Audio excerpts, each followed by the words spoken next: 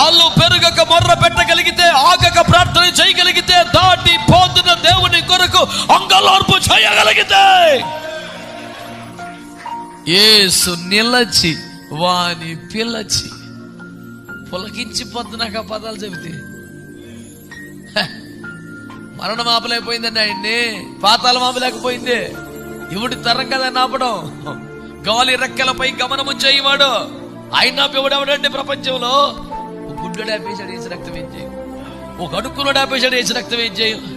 మరణానికి దమ్ముందా, సమాధికి దమ్ముందా, పాతాళానికి దమ్ముందా, బండరాయికి దమ్ముందా, పిలాతు పెట్టిన సంఖ్యలకి దమ్ముందా, పెట్టిన పెట్టాలనికి దమ్ముందా? ఎవరికి లేదో.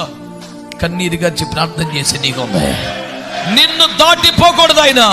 నీ మధ్యలో ఉన్నాడా లేదా, దిగి వచ్చాడా లేదా, సంచరిస్తున్నాడా లేదా, నీ గుండెల్లోకి చూస్తున్నాడా లేదా, నీ భయము తెలీదా, నీ దుఃఖము తెలీదా, నీ వేదన తెలీదా? ప్రేమ కలిగిన దేవుడు నిన్ను దాటిపోతాడా? నీ మౌనమే నీకు నష్టం చేస్తుంది. నువ్వు నోరు తెరలకి నీ బతుకిలా తగలబడింది. నువ్వు అడగకే పొందుకోవట్లేదు రా బాబు అని యాకోబు అపోస్తలుడు గోలబెట్టి చెప్పాడు. నువ్వు అడిగితే ఇవ్వనా నేను? నువ్వెందుకో సైలెంట్ అయిపోయావు.